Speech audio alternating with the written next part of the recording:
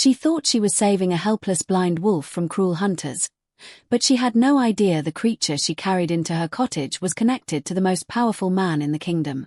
For weeks, the wounded wolf refused to leave her side. Then a mysterious stranger arrived, asking only one question. "Where did you find him?" She lied to protect the animal. But when the wolf growled at the stranger, something terrifying appeared in the man's eyes. Pain, recognition, and fear. Then the royal soldiers came.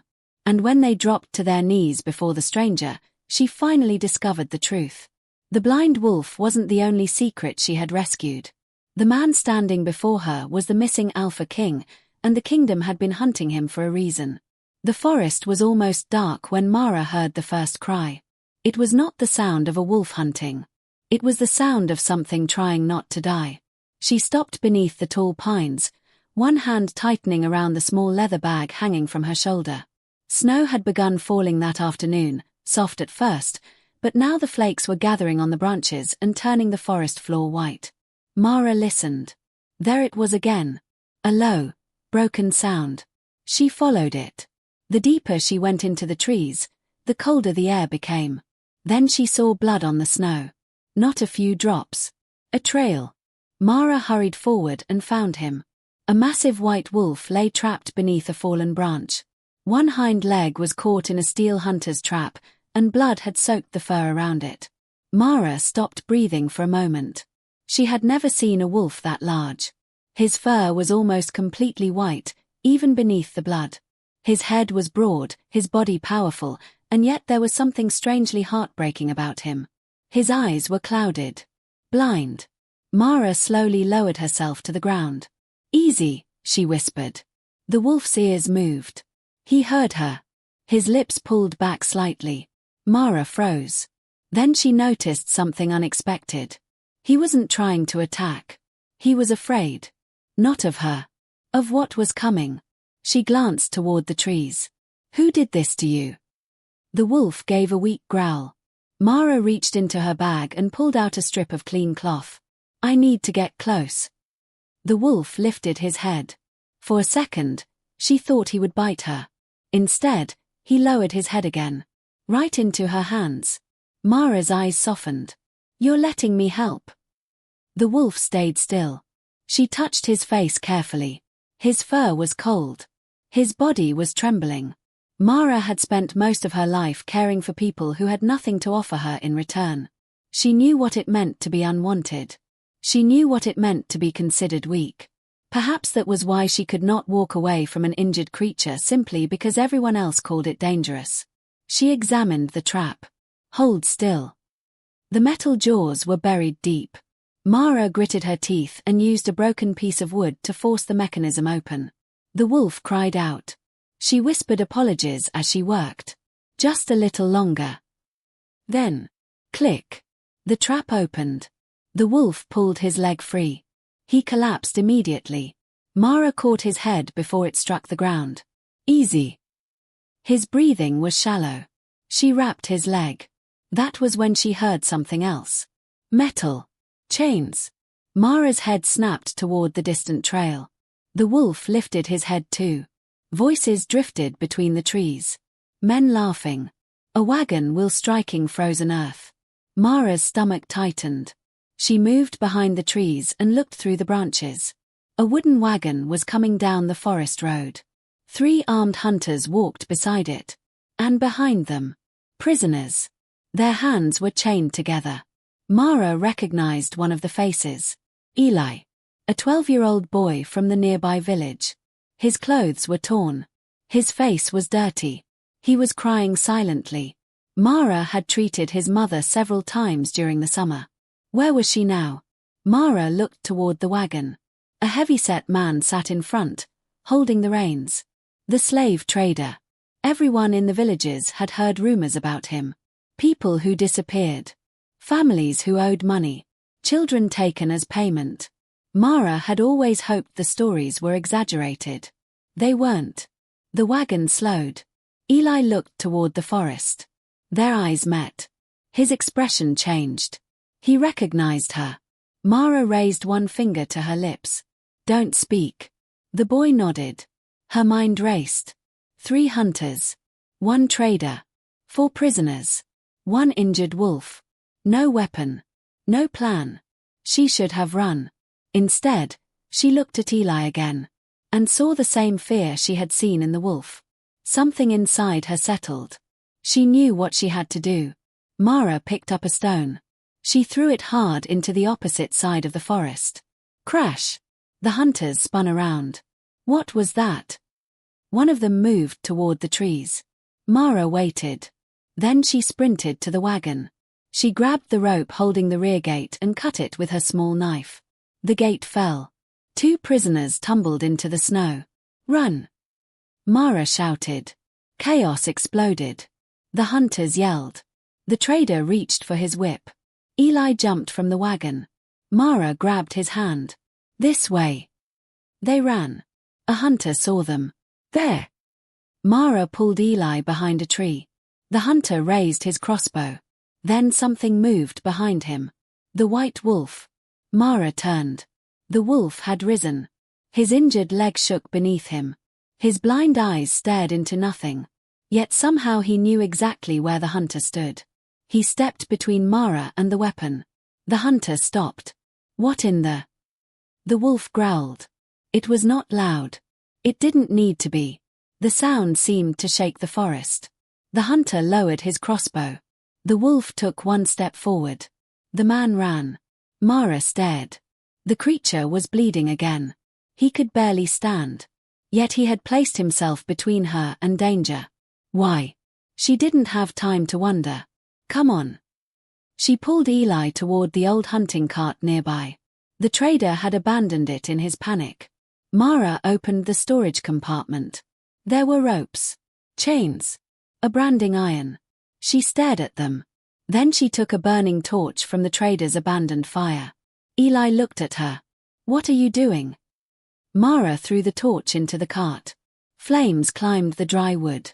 The chains inside began glowing. No more cages, she whispered. The fire spread. The symbol of everything those men had done burned against the darkening sky. Mara led Eli and the wounded wolf away from the road. They reached her cottage long after sunset. The boy collapsed beside the fireplace. The wolf lay near the door. Mara closed it behind them. For a moment, there was silence. Then she looked at the enormous animal. You saved me. The wolf's ears moved. Mara smiled faintly. I suppose we're even. She knelt beside him. She didn't know his name. She didn't know where he had come from. She didn't know why hunters had wanted him dead. And she certainly didn't know that somewhere beyond those mountains, men were already searching for him. Men who served a kingdom. Men who feared what would happen if the blind wolf was found. Because the wolf had not simply disappeared. He had been taken. And someone powerful was coming to get him back. The storm lasted 3 days. Mara barely slept. She cleaned the wolf's wounds, changed his bandages, and forced small amounts of broth between his teeth. Eli stayed close to the fire. Every time the boy heard footsteps outside, his shoulders tightened. Mara noticed. She didn't ask him about it. Instead, she placed another piece of wood on the fire. You are safe here. Eli looked at her. For how long? Mara paused. As long as I can keep you safe. The boy lowered his eyes. Across the room, the white wolf lifted his head. He seemed to understand every word. Mara had never seen anything like him. He was blind. Injured. Yet he knew when she entered the room. He knew when Eli was afraid. Sometimes, when Mara walked toward the fireplace, the wolf would move his head toward her before she made a sound. It was almost as if he could see her through something deeper than sight. On the 4th morning, someone knocked on the door. 3 slow knocks. Mara froze. Eli stopped breathing. The wolf lifted his head. Mara reached for the knife beneath her table. Another knock. She moved toward the door. Who is it? A man's voice answered. I'm looking for a wolf. Mara's hand tightened around the knife. She opened the door only a few inches. A stranger stood outside. Tall. Broad-shouldered. Dark hair wet with snow. A thin scar ran from his left temple toward his cheek. His clothes were plain, but nothing about him felt ordinary. He stood like a man accustomed to being obeyed. Mara didn't like him immediately. Wrong house. The man's eyes moved past her. Is it? Mara stepped into the doorway. I don't keep wolves. His eyes returned to hers. For several seconds, neither spoke. Then he said quietly, You're a terrible liar. Mara's heart skipped. Behind her, the wolf growled. The stranger's face changed. Not fear. Pain. He stepped backward. Mara noticed. The wolf growled again. The stranger lowered his gaze. He's alive. Mara stared at him. You know him. The man's jaw tightened. I know of him. That's not what I asked. He looked at her again. My name is Kael. Mine is none of your business. Something almost like amusement crossed his face. Then it disappeared. You should not have brought him here. He was dying. He is dangerous. So are you. Kael went quiet. Eli appeared behind Mara. The stranger noticed the boy. His expression softened. Who is he? Someone who needed help. Kael looked at Eli's bruised wrists. Something cold entered his eyes. Who did that? Mara said nothing. Kael looked toward the forest. Then back at her. Are there more prisoners? Mara's suspicion sharpened. Why? Because the men who took them are not ordinary hunters. His voice was calm. Too calm. He knew something. Mara stepped outside. If you know where they are, help me find them. Kael studied her. You would risk yourself again. Yes. Why? Because nobody else is. For the first time, something shifted in his expression. Not attraction. Recognition. As if her answer had touched a place inside him that had been asleep for years. Kael looked past her. May I see the wolf?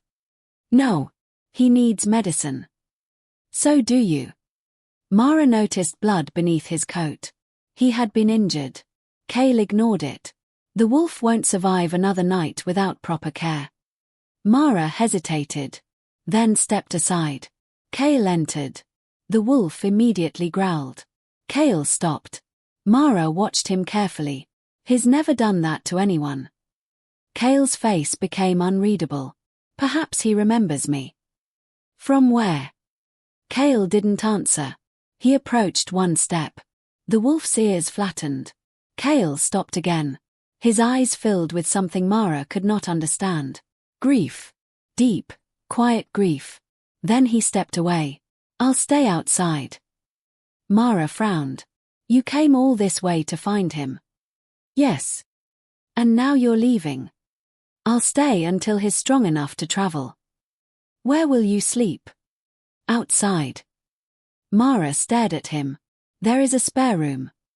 No. Why? Kael looked toward the wolf. Because he doesn't want me near him. That answer unsettled her. That night, Mara watched Kael through the window. He sat beneath a pine tree. Snow covered his shoulders. He didn't move. Eli fell asleep near the fire. The wolf breathed slowly. Mara should have gone to bed. Instead, she stayed awake. Near midnight, she heard Kael whisper something outside. A name. Rowan. Mara looked toward the wolf. The white wolf opened his eyes. Kael's voice broke. I thought you were dead. Mara stood completely still. Kael lowered his head. For the first time, she saw tears on his face. And suddenly the stranger she distrusted looked less like a dangerous man. And more like someone who had already lost everything. Winter trapped them together. Days became weeks. The snow covered the roads, and the nearest village became almost impossible to reach. The strange little household remained. Mara, Eli, Kael, and the blind white wolf. Kael rarely spoke about himself. He woke before sunrise, collected wood, checked the traps around the cottage, cooked when Mara was too tired, and somehow, without ever announcing it, became the person standing closest whenever danger approached. Mara noticed. She pretended not to. One morning, she found him sitting beside Eli. The boy held a small piece of wood. Kael held a knife. Not like that, Kael said. Eli frowned. Then how? Your hand. Kael adjusted the boy's fingers. Keep the blade away from your thumb. Eli tried again. A small wooden wolf slowly appeared. Mara stood in the doorway. Kael looked up. What? She shook her head. Nothing. Eli smiled. He knows everything. Kael raised an eyebrow. Not everything. You know how to fight. Sometimes. You know how to hunt. Sometimes. You know how to carve. Apparently. Eli looked at Mara. He doesn't know how to smile. Mara laughed. Kael stared at the boy. Then, unexpectedly, he smiled. It was small, brief, but real. Mara looked away before he noticed her watching. Later that afternoon, she found him repairing Eli's boots. You don't have to do that. Kael kept working. I know. Then why are you? He tied the leather. Because they're broken. Mara leaned against the doorway. You always fix things. Kael looked at her. No. Only broken boots. No. Then what? His eyes held hers. Only the things I can't bear to lose. Mara felt something tighten in her chest. Before she could answer, the wolf shifted. Mara went to him. His wounds were healing. She touched the bandage. Better. Kael came closer. The wolf's body tensed. Mara glanced at Kael. He reacts to your voice. I know. You've known him a long time. Kael said nothing. Mara took his hand. He looked down. What are you doing? Put your hand here. She placed his palm gently on the wolf's head. The wolf trembled. Then slowly relaxed. Kael stopped breathing. Mara looked at him. His face had changed. The grief was back.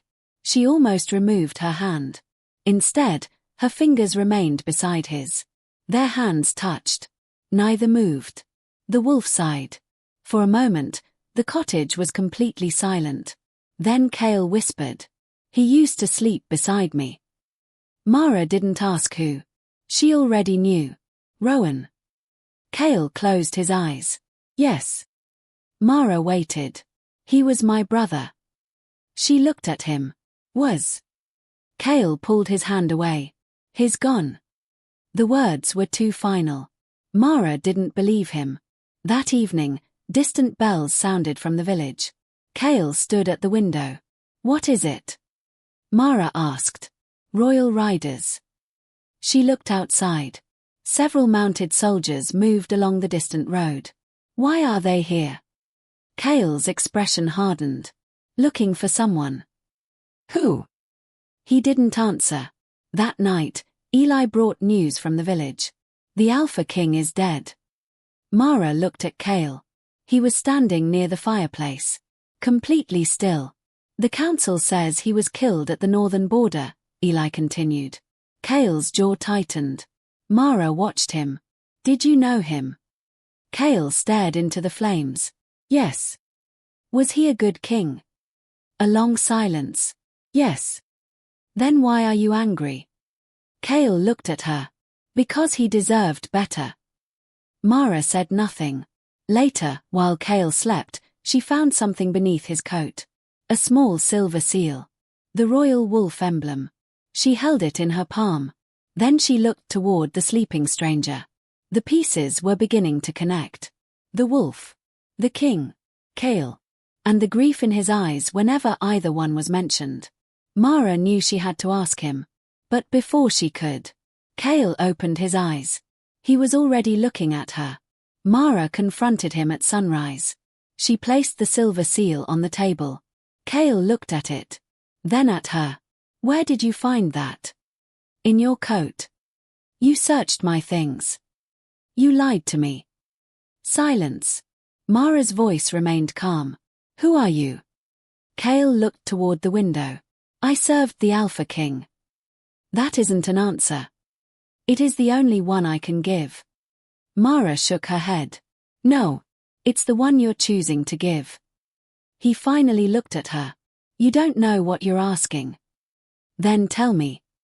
Kael said nothing. Mara took a breath. I rescued a blind wolf from hunters. A wolf you recognized immediately. A wolf who reacts to your voice. Soldiers are searching for him. The king is supposedly dead. And you carry the royal seal. She placed the seal between them. So either I am imagining everything. She leaned closer. Or you are hiding something that could get all of us killed. Kael's expression hardened. There is an abandoned estate 2 days east. What about it? Old council records are stored there. Mara understood. We go tonight. Kael nodded. They left Eli with a trusted woman in the nearby village. The wolf traveled with them. The estate stood at the edge of a frozen valley. Its windows were broken. Its walls were covered with snow. Inside, thousands of books and records filled the library. Mara lit a lamp. Dust floated through the golden light. Kael searched the shelves. Mara opened ledger after ledger. Most were meaningless. Then she found one. Payments. Names. Dates. Hunter groups. Prisoners. Territories. She turned the pages. Her face changed. This isn't possible. Kael came closer. What? Slave payments. He read the page. His eyes darkened. Keep going. Mara did. The same names appeared again and again. Council members. Traders. Hunters. Territory officials. Someone had been paying hunters to capture villagers. Someone had been using the royal seal to authorize it. Mara whispered. The council. Kael didn't answer. She found another document. A transfer order. Hundreds of prisoners. Then another. Children. Mara's hands began shaking. They've been doing this for years. Kael closed his eyes. Yes. You knew. I suspected. Suspected. His voice remained low. I was trying to prove it. Mara stared at him. You could have told me. I couldn't trust anyone. Her anger softened for half a second. Then she found another document. She read it aloud. Night of the Northern Attack. Kael moved closer. Mara continued. The Alpha King was ambushed by members of the Royal Council. Witnesses report that the king was accompanied by a white wolf. She stopped. Slowly, she looked at the blind wolf. Kael did not move. The wolf sat near the window. Mara looked back at Kael. Who is he? Kael looked away. Kael. Nothing. Who is he? His eyes closed. Before he could answer, the doors of the library exploded open. Soldiers entered. Mara stepped backward. Kael moved in front of her. His entire body changed. His shoulders straightened. His voice became colder. Stay behind me. Mara had never heard him speak like that. One soldier dropped to one knee. Your Majesty. The words echoed through the library. Mara stared. Kael's face went still. The soldiers lowered their heads. Your Majesty, the council orders you to return. Mara's heart pounded. The stranger she had shared meals with. The man who repaired Eli's boots. The man who slept in the snow. He was the king. The missing Alpha King. Kael looked at Mara. And for the first time since she had met him, he looked afraid of her. The soldiers surrounded the library. Mara barely heard them. All she could hear was the blood rushing through her ears. You are the Alpha King. Kael said nothing. How long were you going to keep lying? His eyes met hers. Until it was safe. For whom? For you. Mara laughed once. There was no humor in it. You let me believe you were a wandering soldier. I needed you to see me without the crown. You could have told me. I know. That quiet admission hurt more than an excuse. Before Mara could respond, the soldiers dragged Eli into the room. His wrists were chained. Mara. She moved forward. Kael caught her arm. Don't. The council leader entered behind the boy. Lord Vaya. His face was calm. Too calm. Your Majesty, he said. Kael's eyes became deadly. Let him go. Give us the records. No. Vaya smiled. Then the boy dies. Eli's face went pale. Mara stepped toward him. Don't hurt him. Vaya looked at her. So this is the woman. Kael moved between them. Do not look at her. The authority in his voice silenced everyone. Vaya smiled. Still protective. Kael's hands tightened. Mara finally understood. He wasn't only protecting her because she had saved him. He was terrified of losing someone again. Vaya raised his hand. A soldier struck Eli. Kael moved. Mara grabbed his wrist. Wait.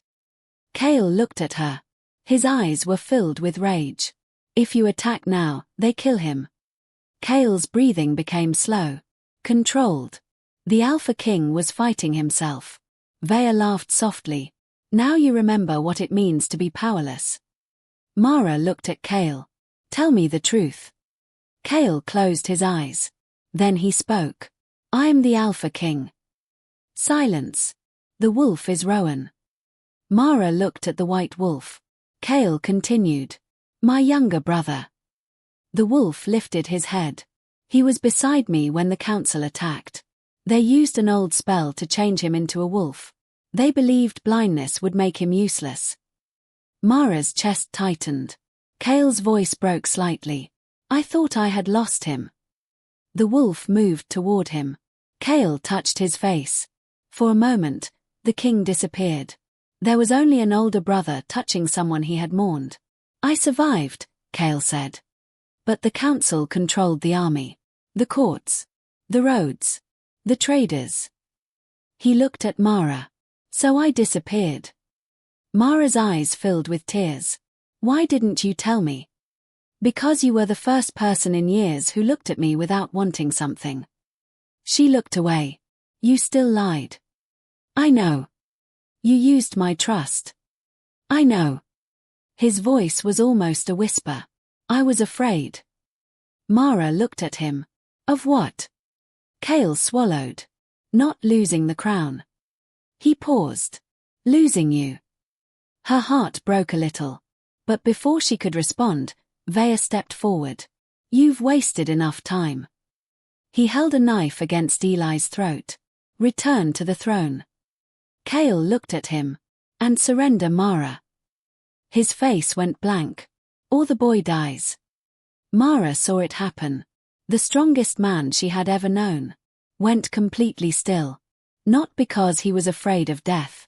Because someone he loved was being used against him. For the first time, Mara understood something terrible.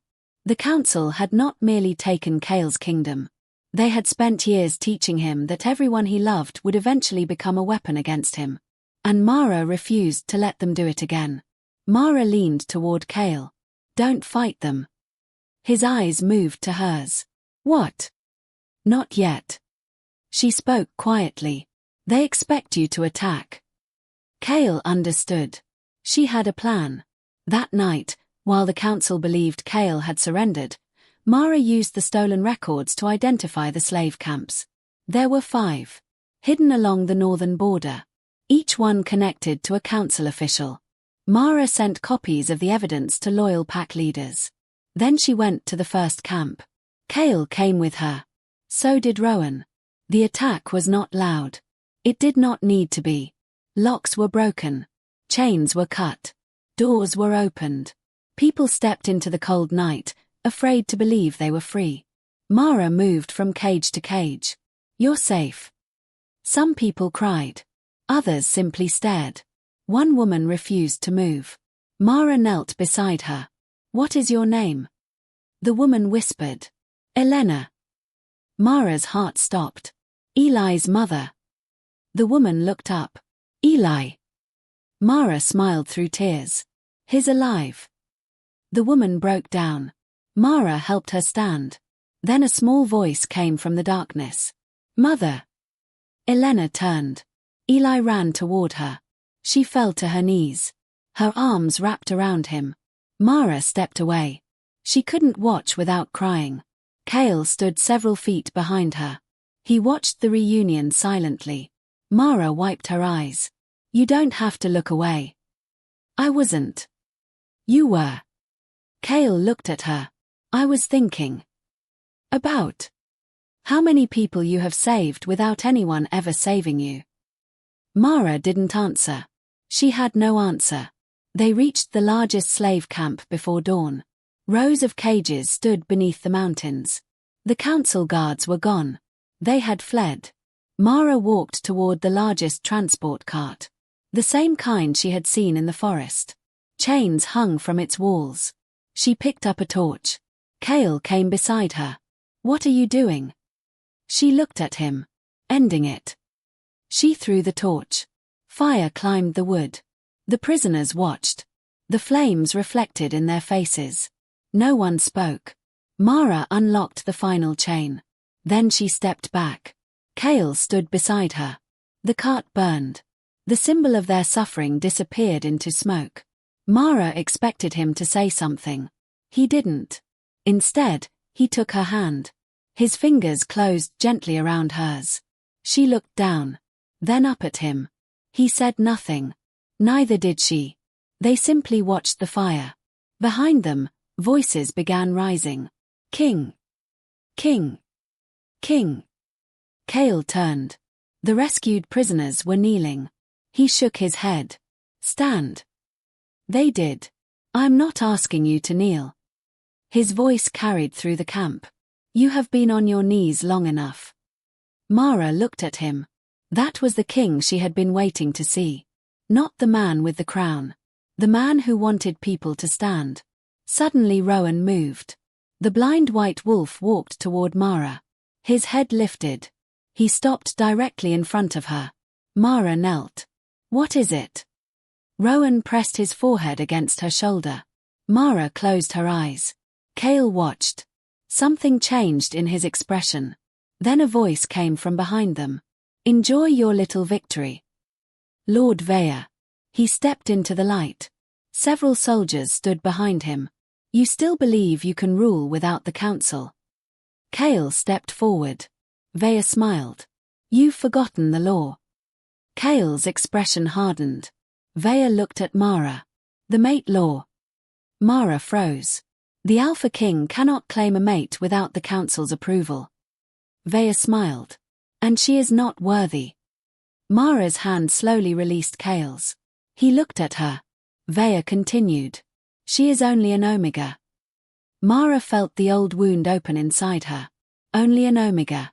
She had heard those words all her life. Kael stepped toward Vaya. But Mara stopped him. Don't. Kael looked at her. She was shaking.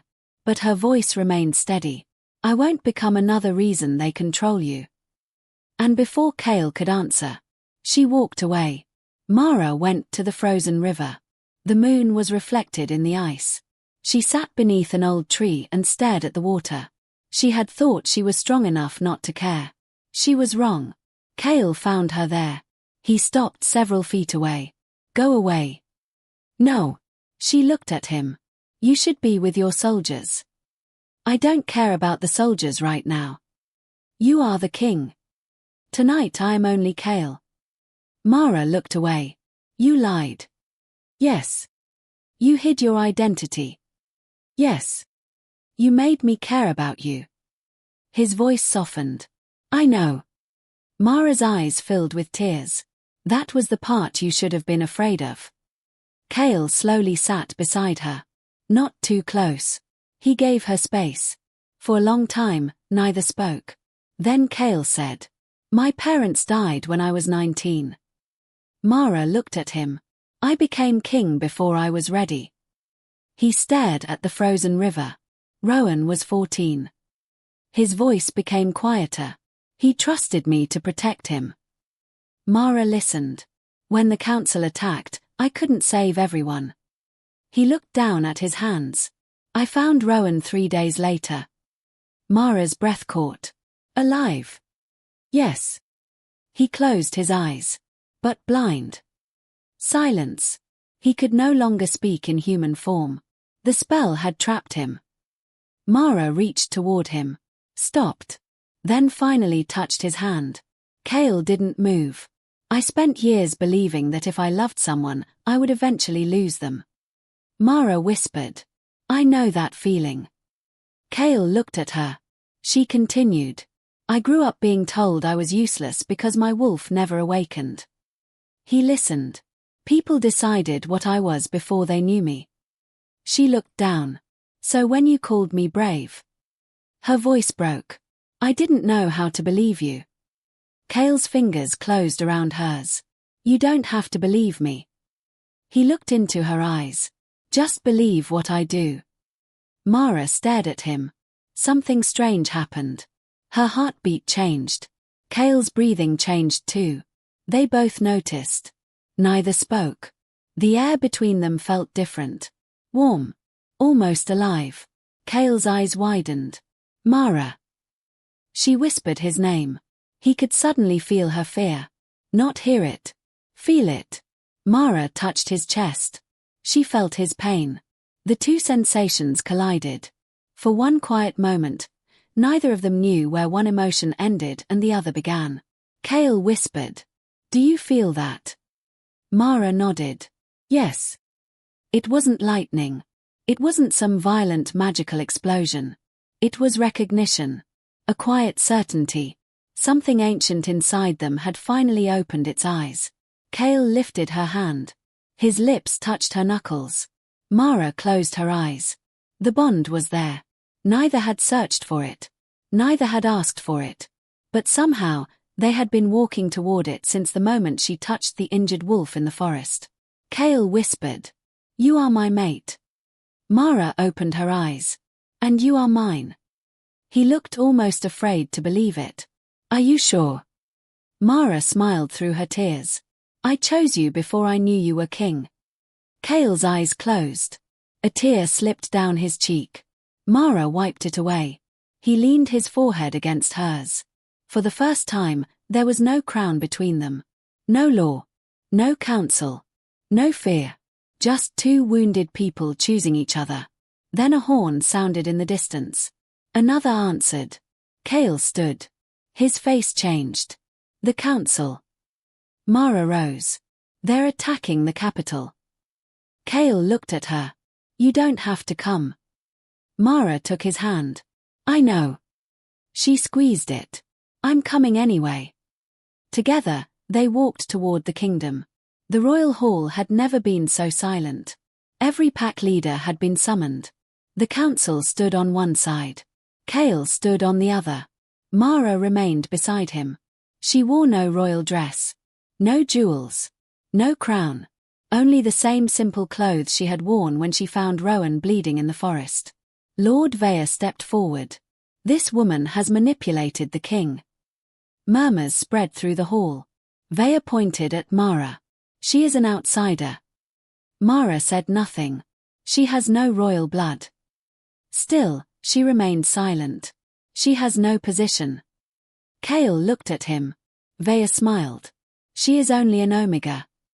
Kael stepped forward. The entire hall became quiet. You keep using that word. Vaya's smile faded. Omega. Kael's voice was calm. You say it as though it means weak. He turned toward the assembled packs. She found my brother dying in the forest. He placed the stolen records on the table. She saved him. He opened the first ledger. She discovered your slave camps. Another document. She rescued prisoners your council abandoned. Another. She exposed the men you trusted. The room began murmuring. Vaya shouted. Forgery. A woman stepped forward. Eli's mother. Her voice shook.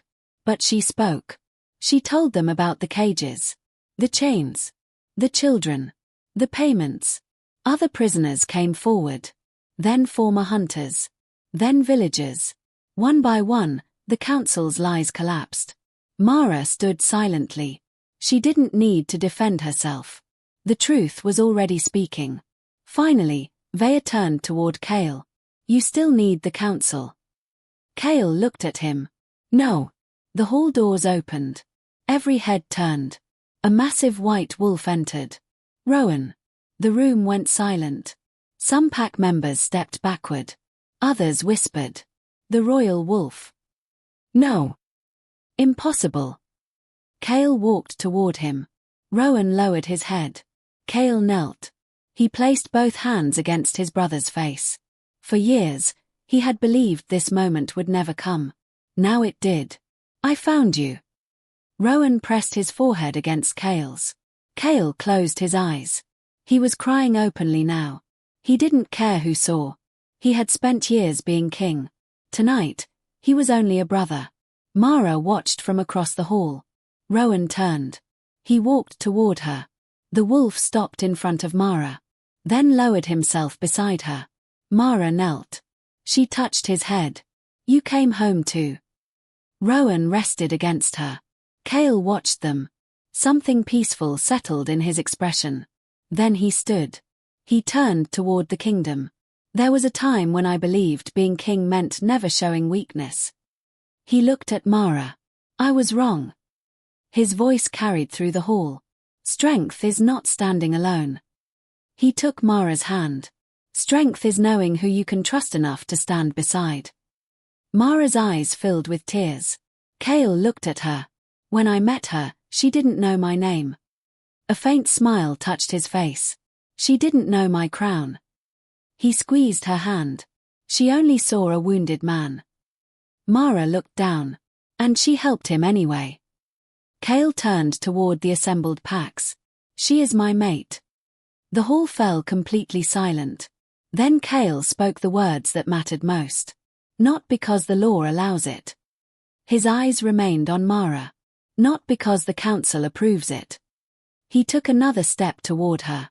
"And not because she needs my crown." His voice softened. "Because she chose me when I had nothing to offer her except the truth." Mara's tears finally fell. She reached for him. Kael pulled her into his arms. For a long moment, neither spoke. The kingdom watched. But Mara didn't see the pack leaders. She didn't see the soldiers. She didn't see the crown. She only felt his arms around her. The arms of the man she had first found sitting alone beneath a pine tree. The man who had slept in the snow because a blind wolf no longer trusted him. The man who had been terrified of loving again. And now, he was holding her as if he had finally found the place where he belonged. Rowan settled beside them. Eli and his mother stood together near the doorway. The rescued prisoners were no longer chained. The council's banners were removed from the hall. Outside, dawn began to spread over the mountains. Mara looked through the open doors. The same mountains where she had found Rowan. The same forest where she had burned the hunter's cart. The same world that had once seemed cruel and endless. But something had changed. Not the mountains. Not the kingdom. Them. Kael leaned close.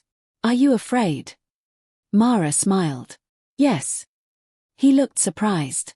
"Of what?" She rested her head against his chest. "Of how much I love you." Kael's arms tightened around her. "I am too." She looked up. "The Alpha King is afraid." He smiled. "Only of losing his mate." Mara touched his face. "You won't." Kael closed his eyes. For years, he had carried the weight of a dead kingdom. He had believed love was a weakness. He had believed everyone he loved would eventually become another wound. But Mara had shown him something different. Sometimes love did not make a king weak. Sometimes it reminded him why he had fought to survive. And sometimes the person who saved you was the person you least expected. A poor healer. A frightened child. A blind wolf. And a man who had forgotten how to come home. The sun rose higher. The first golden light touched Mara's face. Kael looked at her. This time, there was no secret in his eyes. No crown hiding the man beneath it. No fear. Only recognition. Only peace. And beside him, Rowan rested his head against Mara's hand. The kingdom had finally learned the truth. The Alpha King had never truly been lost. He had simply been waiting for someone brave enough to find him. And when Mara found the blind wolf in the blooded trap, she had unknowingly rescued the king himself. She had broken his chains. He had broken hers. And together, they finally came home.